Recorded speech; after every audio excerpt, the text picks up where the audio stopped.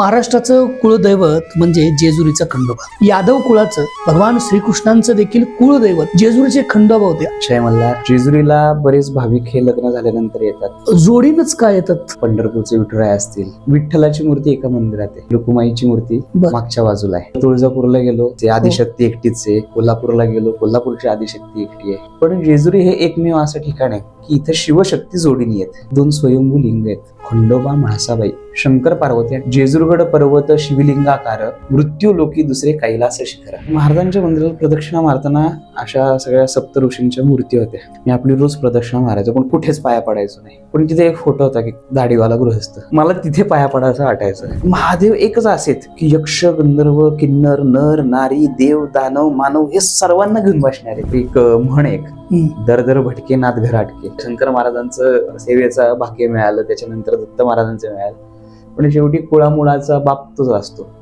तुला इथं स्थिर व्हायचं आणि तुला हेच कार्य करायचं. औरंगजेबाने आपली एक तुकडी ह्या गडावरती पाठवली. 1.25 लाख भुंगे बाहेर पडले. काही केल्या सैन्याला काही सुचेना. मग तेव्हा औरंगजेबाच्या सरदारच्या तोंडातून शब्द गेला, ए मल्लू खान हमें बख्श हम आपको 1.25 लाख का भुंगा चढाएंगे.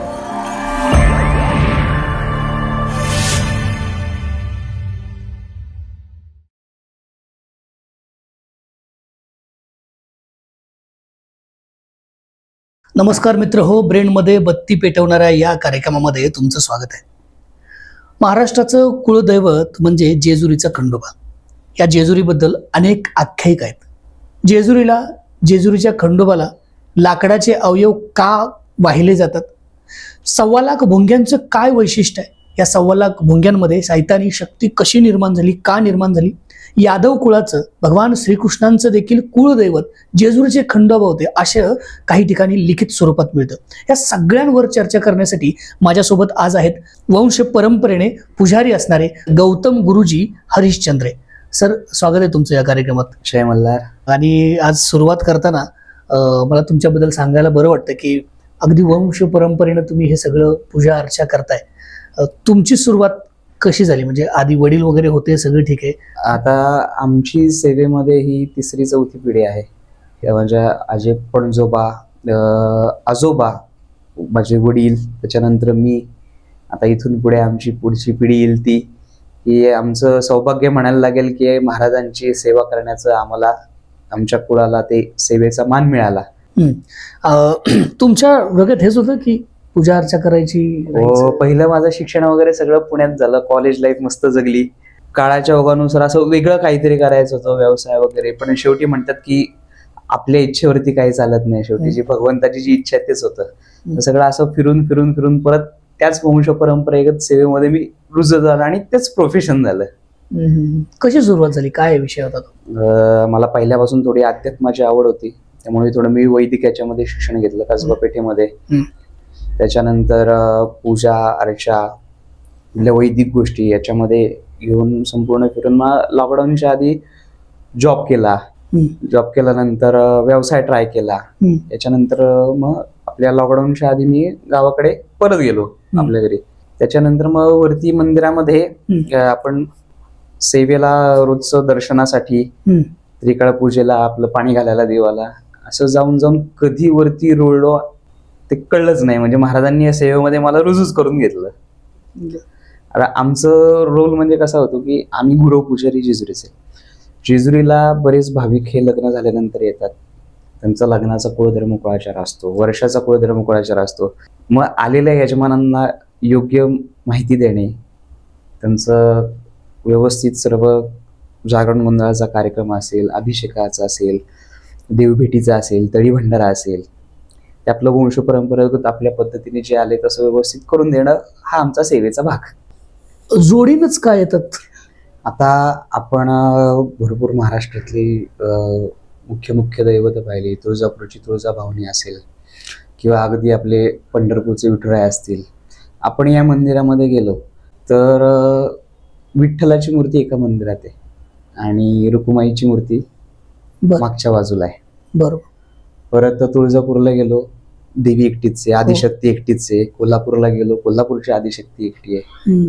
पण जेजुरी हे एकमेव असं ठिकाण आहे की इथं शिवशक्ती जोडीने येते. बरोबर. आपण जेव्हा जेजुरीला जातो त्या आपण आम्ही जेजुरीचा खंडोबा पाहिला.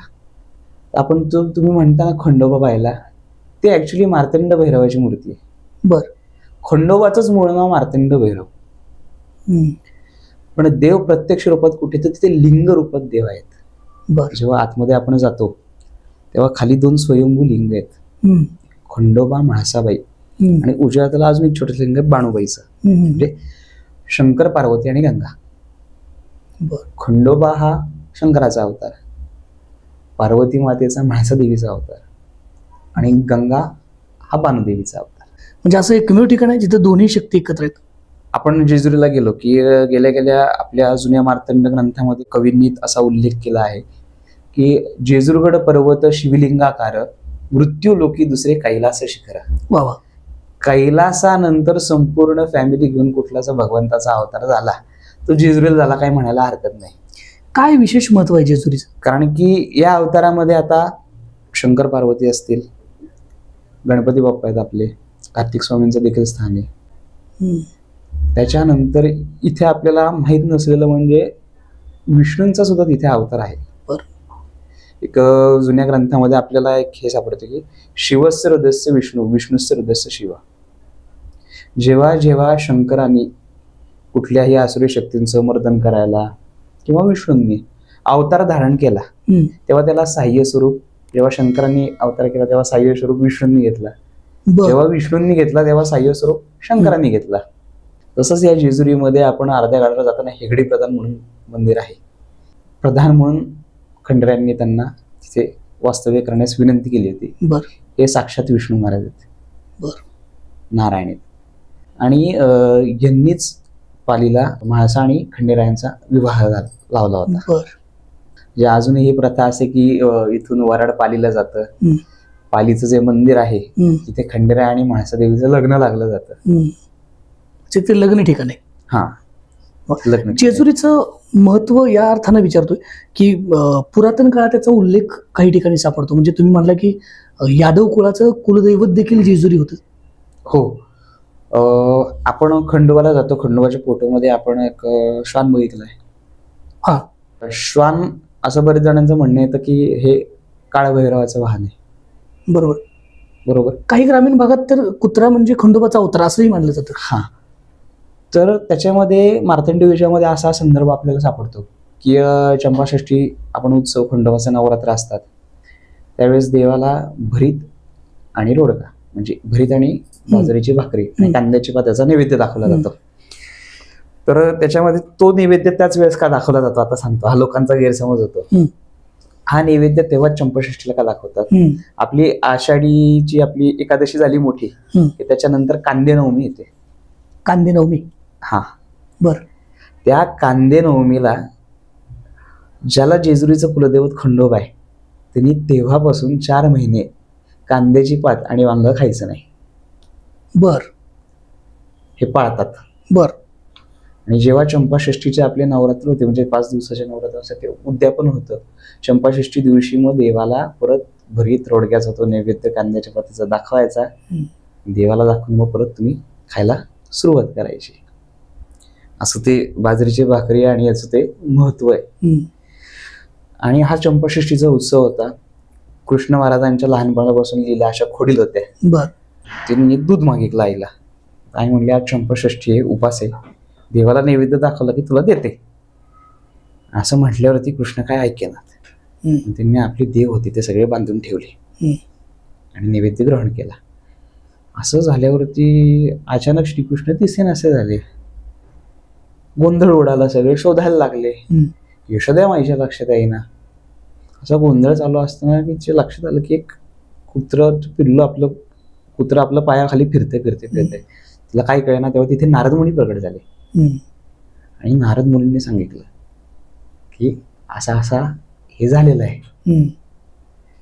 त्यानंतर मग नारद मुनी यशोदा मातेला सर्वांना घेऊन जेजुरगडावरती आले. वाघ्या असतो, त्या वाघ्याच्या आतून तिथला तो भंडारा लावला आणि श्रीकृष्ण मूळ स्वरूपात आले. म्हणून ती आठवण म्हणून आता आपण गाभाऱ्यात गेलो की समोर जे मार्तंड भैरव आहे त्यांच्या जवळ एक श्वान असा बसलेला याच्यात ठेवलेला आहे. ती एक आठवण आहे त्याची. ते रूप धारण केलं होतं. रूप धारण केलं थोडक्यामध्ये. वा. जेजुरीचं महत्व यादव कुळात देखील सांगितलं. यादव कुळांचं कुलदैवत जसं जेजुरीचा खंडोबा होता. अनेक धर्मग्रंथात देखील जेजुरीचा विशेष उल्लेख आढळतो. जसं तुम्ही आता श्रीमंत मार्तंड विजय बरोबर याचाही उल्लेख करताय. तुमची सुरुवात या सगळ्याची झाली, पण याची सुरुवात कुठून तरी शंकर महाराजांपासून झाली होती बरोबर. काय झालं, माझं लहानपण पुण्यामध्ये गेलं.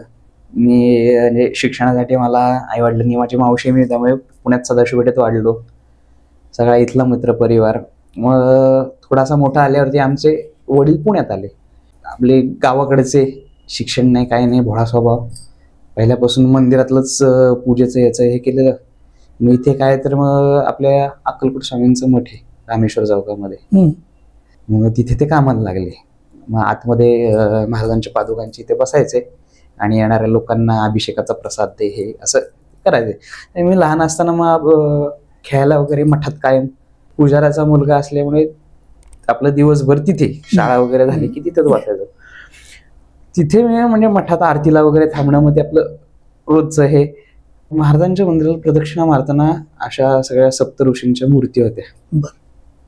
मी आपली रोज प्रदक्षिणा मारायचो, पण कुठेच पाया पडायचो नाही.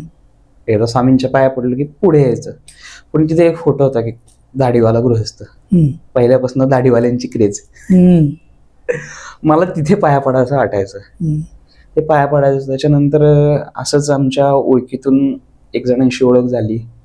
ते जिम इन्स्ट्रक्टर होते, त्यांच्याशी ओळख झाली.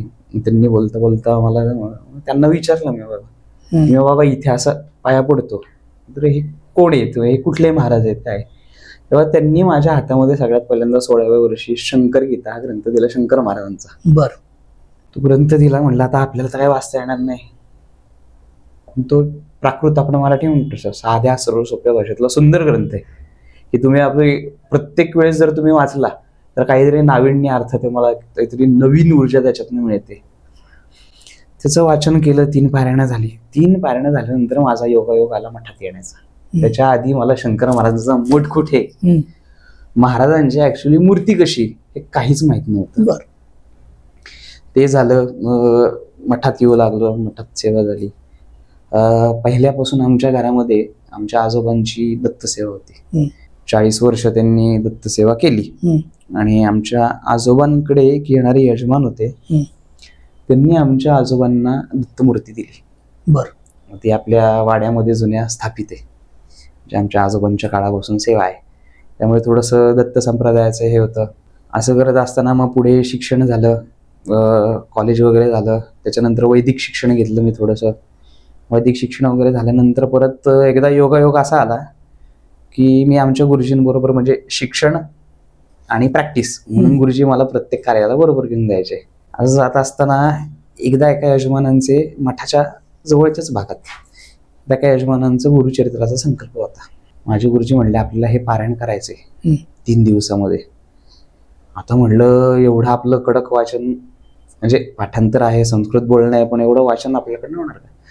गुरुजी म्हणले काळजी करायची नाही, बसताना फक्त हात जोडायचं, दत्त महाराजांना सांगायचं हे करून घ्या. झालं. बसलो. दणादण 2 पारायणं झाले. गुरुजींनी मला दक्षिणा दिली. मी आनंदी झालो की आपल्याला बाबा 3 दिवसामध्ये अशी दक्षिणा. घरी गेलो आणि आमच्या घरी नेमकं काय झालं होतं, आपल्या मंडईतलेच एक श्रीपाद गुरुजी म्हणून आहेत, त्या अशा छोट्या छोट्या ट्रिप्स वगैरे हे करत असतात. तर त्यावेळेस आमची मावशी वगैरे हे सगळं निघाले होते आणि आईने काही बुकिंग केलं नव्हतं. म्हणजे त्याला रेल्वेचं बुकिंग असतं. हे सगळे कुरोपूरला निघाले होते. अचानक एक जणांचं तिकीट कॅन्सल झालं आणि आई म्हणली मला जायचंय, मी जाऊ का. म्हणलं थांब. म्हणलं माझ्याकडे आता याची दक्षिणा आलेली आहे. आणि त्याच दक्षिणेतनं आईचं सगळ्यात पहिल्यांदा पिठापूर आणि कुरोपूर ही मूळ स्थानं झाली. म्हणजे असा संकेत. आयुष्यातला दुसरा ग्रंथ हातात पडला, गुरुचरित्र. आणि जसं गुरुचरित्र हातात पडलं तसं संपूर्ण म्हणतात ना की गुरुचं एकदा तुम्ही चरित्र वाचलं की तुमचं सगळं बदलूनच जातं. तसे भरपूर बदल पुढे आयुष्यात घडत गेले. शंकर महाराजांचं दर्शनाच्या दरम्यान काही चमत्काराबद्दल तुम्ही आता एक म्हणजे वैयक्तिक माझा अनुभव सांगतो. ऐकीव अनुभव भरपूर आहेत की याच्यामध्ये आपल्याला शंकर गीतेमध्ये उल्लेख दिसतो की समाधीनंतर सुद्धा महाराज बरेच जणांना मठामध्ये दिसलेले आहेत. तसं मी याच्यामध्ये वाचलं होतं की संध्याकाळी महाराज खूप गर्दी असली काय असली की विश्रांतीला समाधीवरून उठून एक समोर आपलं दत्त मंदिराच्या शेजारी झाड आहे, तिथे त्रिशूळ पादुका लावल्या, तिथे येऊन बसतात. असं ऐकी होतं. आणि एका अष्टमीला असंच झालं, मी आणि माझा मित्र उशीर झाला, म्हणला आता काय उशीर झाला, मठ तर बंद आला असेल, आपण फक्त जाऊन दर्शन घेऊयात. आणि गेलो, मठ बंद झाला होता म्हणून मी तिथे डोकं टेकवलं. डोकं टेकवल्यानंतर आपण एखाद्या माणसाच्या पायावरती डोकं टेकवल्या कशी पायाची हालचाल होते, तशी एकदम हालचाल मला जाणवली. म्हणजे महाराजांनी जाणवून दिलं की बाबा माझं वास्तव इथे आहे, तो आला होतास मला भेटायला, तुझी भेट झाली. आणि त्याच्यानंतरचा एक अनुभव म्हणजे कधी असा मठापासून गेलं की आपल्या रोड पर्यंत अत्तराचा वास वगैरे काही येत नाही. माझा वैयक्तिक एक अनुभव आहे. जरी मठात गेलं नाही, बाहेरून जाताना जरी महाराजांना असं गाडीवरनं जरी म्हणलं महाराज मी येतो, तरी तिथपर्यंत महाराजांना प्रिय असणार हिना अत्तरचा सुगंध जाणवतो. तुमचा वैयक्तिक अनुभव आहे? वैयक्तिक अनुभव माझा. चला आता आपण या अनुभवातनं जेजुरीकडे पुन्हा येऊया.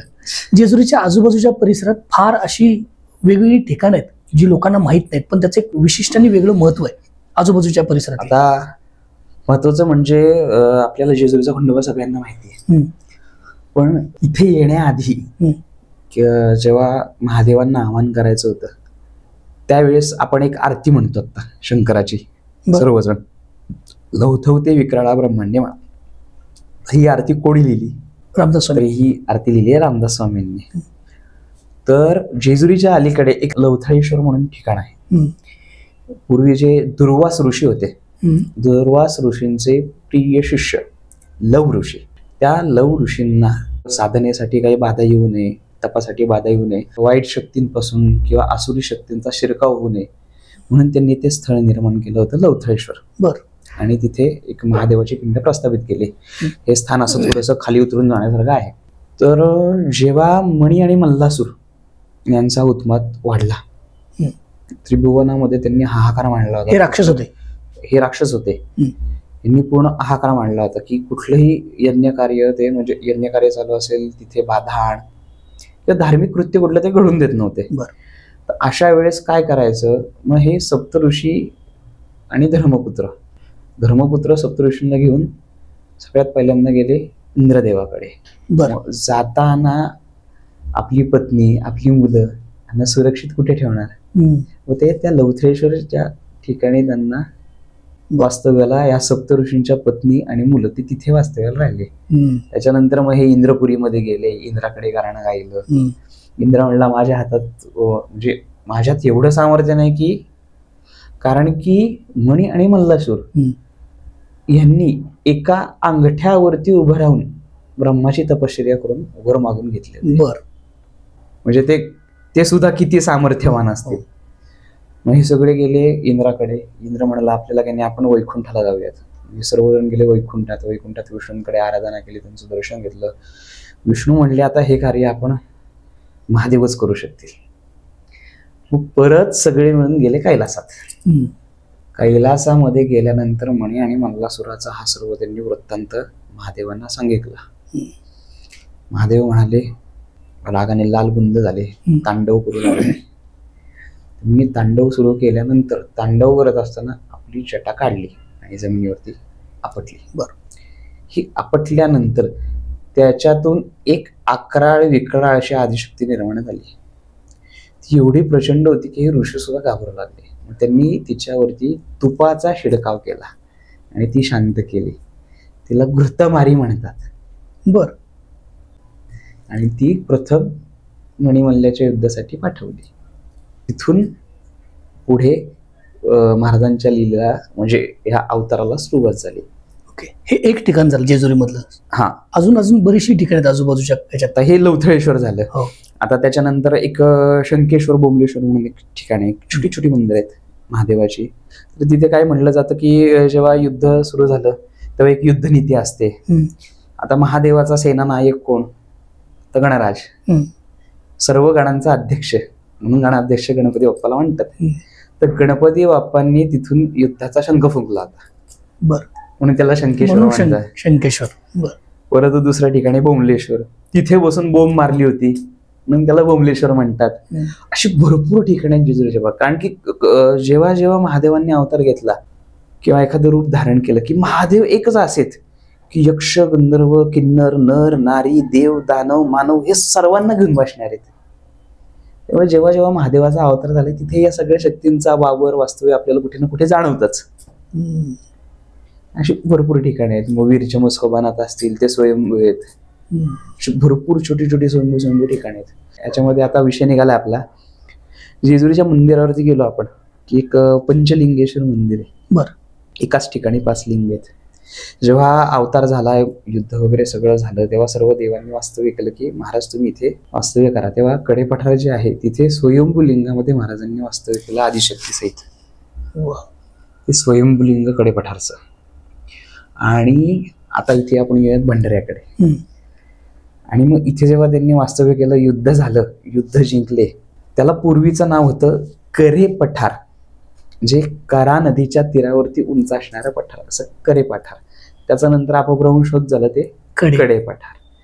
आणि एक जुनं नाव प्रचलित आहे जह्याद्री पर्वत. बर. तिथे मणी आणि मल्लासुरावरती जय मिळाला म्हणून त्याला जह्याद्री पर्वत सुद्धा म्हणतात. युद्ध वगैरे झाल्यानंतर युद्धावरती जय मिळाला. महाराजांना विनंती केली सर्वांनी की तुम्ही ते वास्तव्य करा. तो दिवस होता आषाढ शुद्ध प्रतिपदा. बर. हा उत्सव अजून सुद्धा जेजुरगडावरती हा दिवस गणपूजा म्हणून साजरा केला जातो. बर. तेव्हा 33 कोटी देव आणि सर्व गणांनी मिळून खंडेरायाची हरिद्रा चूर्ण म्हणजे भंडाऱ्यांनी पूजा केली म्हणून भंडारा, म्हणून त्याला गणपूजा म्हणतात. आणि हे भंडाऱ्याचं महत्व आहे. त्याच्यामध्ये भंडाऱ्याचं महत्व असे भंडारा आपण उधळतो. पूर्वी लोक मोहरा उधळायचे, आता आपण काय मोहरा उधळू शकत नाही. त्याचं प्रतीक म्हणून खोबऱ्याचा तुकडा कोरडा म्हणून ते भंडारा आणि खोबरं देवाला वाहिलं जातं. आणि महादेवाचा अवतार असल्यामुळे आणि लिंग स्वरूपात असल्यामुळे महादेवाला प्रिय बेल म्हणून काही लोक देवाला बेल भंडारा सुद्धा वाहतात. भंडाऱ्याचं महत्व, भंडाऱ्यामध्ये एवढी ताकद आहे, चिमूटभर भंडाऱ्यात सुद्धा भरपूर ताकद आहे. म्हणजे आपण जसं म्हणतो नाथ संप्रदायामध्ये, दत्त संप्रदायामध्ये अनन्यसाधारण महत्व भस्माला आहे, तसं ह्या अवतारामध्ये भंडाऱ्याला महत्व आहे. तुम्ही पूजा करत असताना किंवा या इतक्या काळामध्ये तुमचे वैयक्तिक चमत्कार काय आहेत का? तो वैयक्तिक असं म्हणावं लागेल की पूर्व परंपरागत आमची ही सेवा असल्यामुळे मला काहीतरी वेगळं करायचं होतं. मी भरपूर फिरलो. मग एक कंडिशन अशी आली की ते आयुष्यामध्ये आता सगळ्याचाच कंटाळा आलाय, काहीच करायचं नाहीये.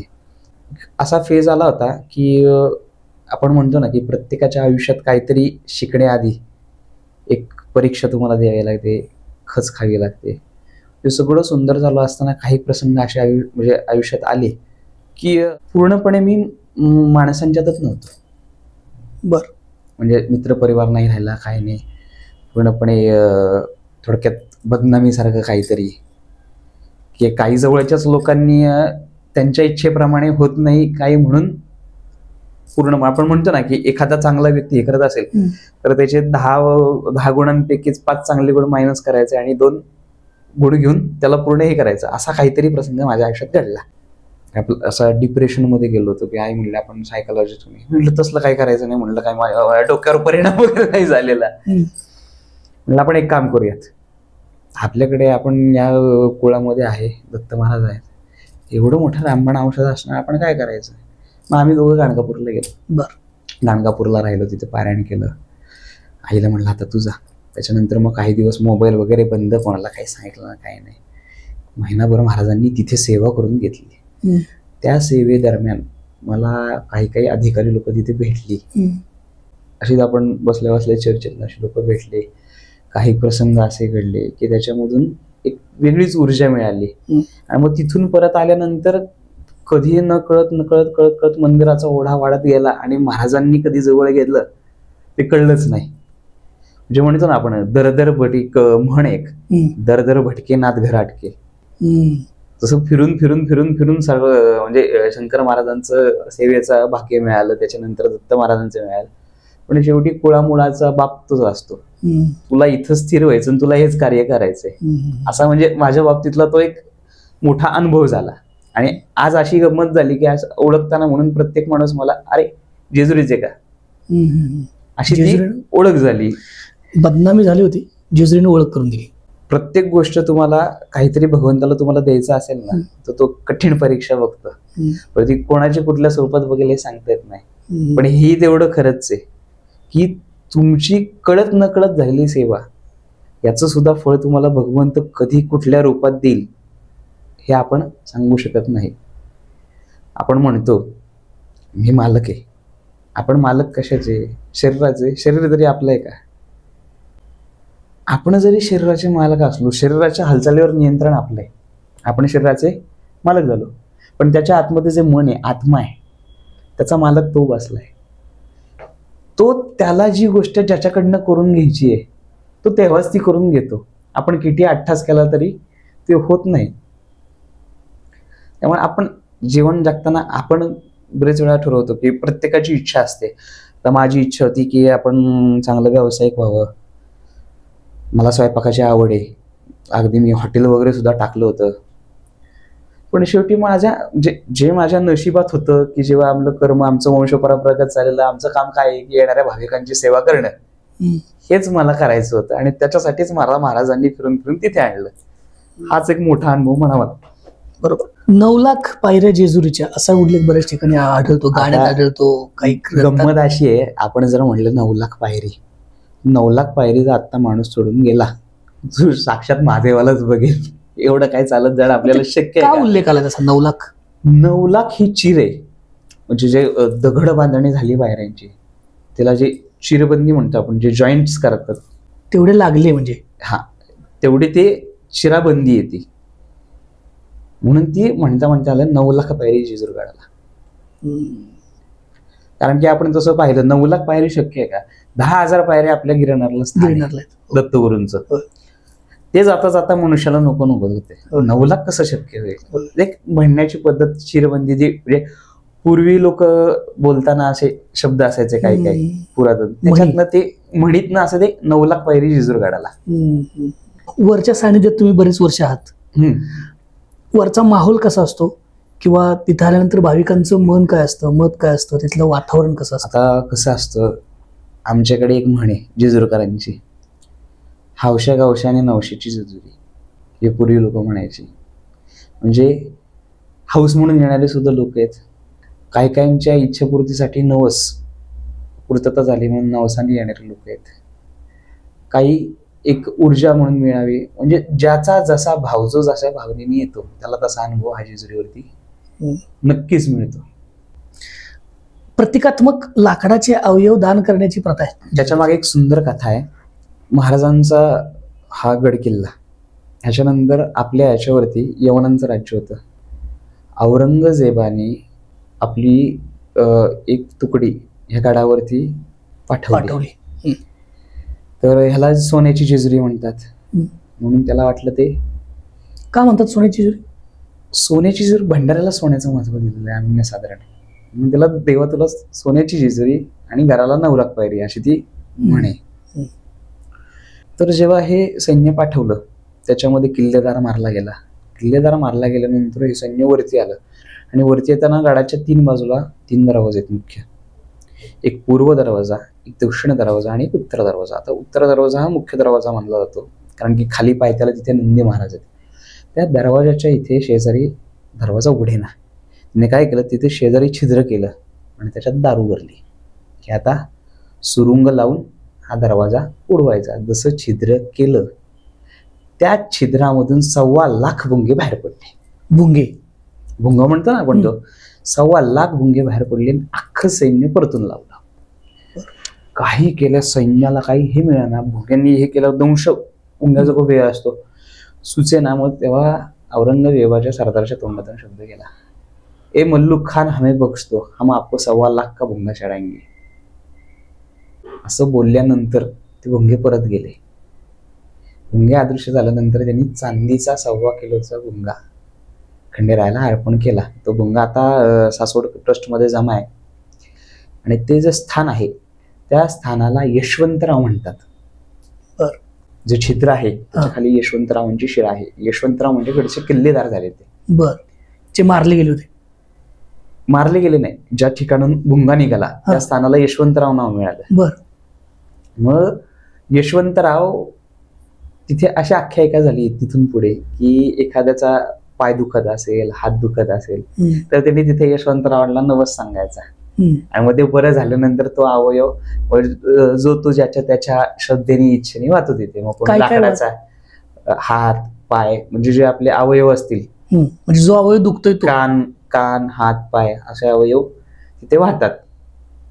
मग तिथे काही जण आपल्या इच्छेने लाकडाचे वाहतात, काही पत्र्यावरती सोन्याच्या पत्र्यावर, काही चांदीच्या पत्र्यावरती.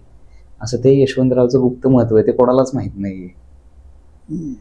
पण मग असे अवयव वाहिल्यानंतर तो अवयव दुखायचा थांबतो, व्याधी थांबल्यानंतर वाहतात. आपल्या जेजुरीची गंमत अशी आहे, जेजुरीला नवस्फूर्ती अशी आहे ना की इच्छा पूर्ण झाल्यावरती दिलं गेलेलं आहे. आता आपल्या नवसावरनच गंमत निघाली. आता तुम्हाला मी बोलतो, आपण गाभाऱ्यामध्ये गेलो, गाभाऱ्यामध्ये समोर आपल्याला मूर्ती दिसतात चांदीच्या पंचधातूच्या. त्यातली पहिली चांदीची मूर्ती, हे सगळे खंडोबा म्हाळसाबाईचे जोड आहेत. आता हे सगळे जोड अजून तिथं का ठेवलेत? आतमध्ये तो खंडोबा म्हाळसाबाईचे ना, तरी सुद्धा अजून तिथं का ठेवलेत? तर हे जे म्हणतात ना सोन्याची जेजुरी, ते सोन्या चांदीचेच जोड आहेत ऍक्च्युअल मध्ये. बर. हे पूर्वीचे नवसाचे वाहिलेले आहेत. आता याच्यामध्ये जो पहिला जोड आहे आपला, पुण्याचे माधवराव पेशवे, बरोबर, यांचे सर्व कार्यभाग सांभाळणे नाना फडणवीस होते. जेव्हा माधवराव पेशव्यांच्या आईला वंश मिळत नव्हता तेव्हा आपल्या राजाप्रती व्याकृतीपोटी नानासाहेब फडणवीसांनी जेजूरगडावरती तो नवस बोलला. बर. की आमच्या पेशवे कुळांचा यांचा वंश वाढावा. जेव्हा माधवराव जन्माला आले, ते जन्माला आल्यानंतर नाना फडणवीसांनी तो पेशव्यांचा नवस येऊन फेडलाय जेजुरी गडावरती. तो जो पहिला जोड चांदीचा आहे, पेशवे घराण्याने वाहिलेला आहे. मग त्याचा दुसरा संबंध येतो परत शिवाजी महाराजांचे सावत्र भाऊ व्यंकोजीराजे, त्या कुळामधल्या लोकांनी दुसरा जोड वाहिलेला आहे पंचधातूचा. बर. त्यांची कुठली तरी मनोकामना पूर्ण झाली म्हणून. तिसरा जोड आहे हा आपले साताराचे शाहू महाराज, त्यांनी वाहिलेला आहे. म्हणून सोन्या चांदीचा देवारा आणि नवसाचा देव याच्यामुळे म्हटलं जातं. नवसाला पावणारा देव हा जेजुरीचा खंडोबा, याच्यामुळे म्हटलं जातं.